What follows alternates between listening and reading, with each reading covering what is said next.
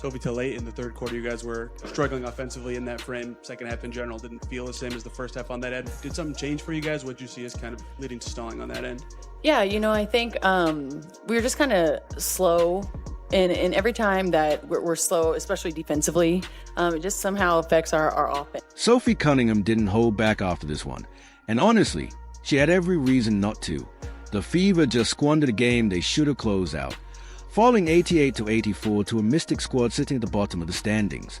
Indiana built a double-digit lead, controlled the first half, and still collapsed as Washington stormed back with a 22-7 run that completely flipped the script. With playoff positioning hanging in the balance, the loss stung even more, knocking the Fever down to 7th place.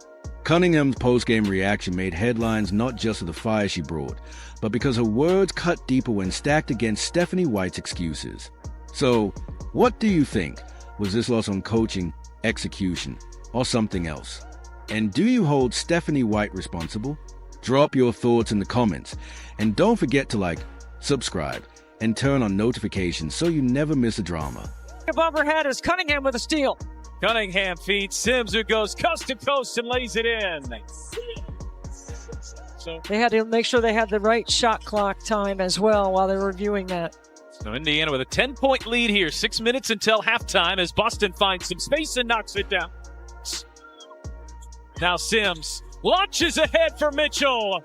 What a pass by Odyssey Sims. Indiana seemed in total control midway through the second quarter, building a 13-point lead at 40-27. At that point, it looked like the Fever were cruising toward an easy win. But the momentum flipped in an instant. Washington erupted with a 22-7 run that erased a cushion and stunned the crowd. Suddenly, the Mystics were the ones playing with confidence, shooting over 50% from the floor and hitting timely threes, while Indiana's offense butted into silence.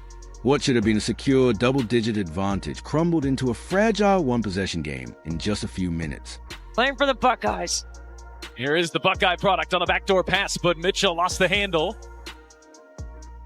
Sutton thought about the three, steps in, Hull got a piece. Dolson has been wide open all possession, splashes home a three, and we are level at 47. That momentum shift didn't come from a single dominant performance by Washington.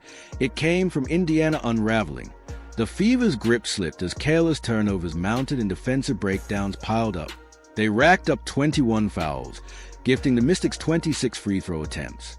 Each sloppy pass, late rotation, or unnecessary foul chipped away at the lead until it was gone. This wasn't about questionable officiating. It was about Indiana beating itself with mistakes it could have avoided. Sims with 5 off the bench. Indiana has 8 first-quarter bench points. That's typically been a strength when they're playing well, as Iriafen just bullies her way inside. Now Citron being guarded by Lexi Hull. Hull goes over the screen, defends her really well. Citron just has to fire it up, and a circus shot for Citron. What made the loss sting even more was who delivered the damage, Washington's rookies. Sonia Citron stayed composed and dropped 21 points, while Kiki racked up 18 points and 12 rebounds, including momentum-shifting second-chance boards. Their impact wasn't just numbers on the stat sheet. It was a clear reminder that when Indiana stopped dictating the game, even a rebuilding team could step in and take control. For a Fever squad clinging to 7th place with playoff hopes on the line, letting a young duo raise a lead and flip the game was as costly as it gets. It's up to the chat. Get it started.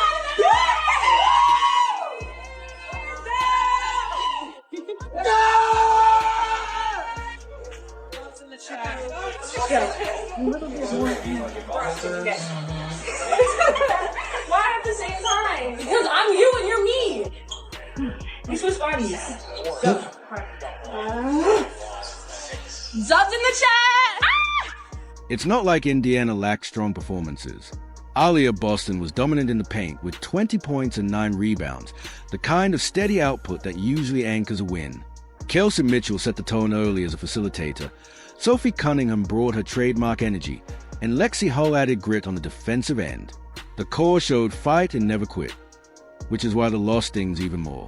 This wasn't about effort, it was about leadership. Without clear direction, all that individual production ended up wasted in a collapse that should have been avoided. Oh, gets it into Boston. Handoff Mitchell. Indiana has to hurry. Lob back for Boston. Boston finishes. It's a 2-point game, 5.9 seconds remaining. The truth is, Indiana didn't fall because Washington outclassed them. They lost by squandering possessions, letting the Mystics control the pace, and failing to adjust once momentum shifted. It's been the same storyline all season. Promising runs undone by sloppy execution and preventable collapses. Every step forward is followed by mistakes that pull them back. But now, with the playoff race tightening, these late-game meltdowns are no longer just frustrating. They're costly, and they can decide whether the Fever season extends or ends.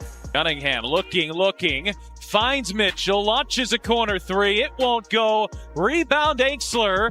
And this young Washington Mystics group who continues to impress throughout this season. And Sidney Johnson in his first year comes up with a big win on the road. Which raises the biggest question of the night. Why wasn't there a plan in place to protect the lead when everyone in the arena could feel it slipping? Who was supposed to steady the pace, adjust the rotations, or provide the counterpunch? All signs point in one direction, and that's exactly where the fans have focused their frustration. Sophie, till late in the third quarter, you guys were struggling offensively in that frame. Second half in general didn't feel the same as the first half on that end. Did something change for you guys? What did you see as kind of leading to stalling on that end? Yeah, I think we were just kind of slow. And every time that we're slow, especially defensively, it just somehow affects our offense. This wasn't just another off night. It was an 88-84 collapse in a game Indiana should have closed out, and the fallout dropped them to 7th in the standings with time running thin. The players put numbers on the board.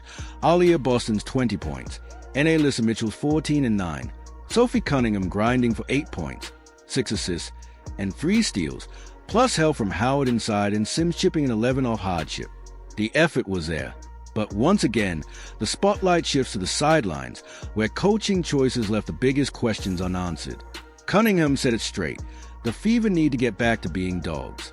That's the mindset the players are demanding, while Stephanie White chalks it up to fouls, a stalled offense, and Caitlin Clark's ongoing absence with no timetable. Now we want to hear from you. Was this on the players? Or should White be held accountable? Should she stay on the sidelines through the season? Drop your take in the comments. Hit like, subscribe, and turn on the bell so you never miss the latest.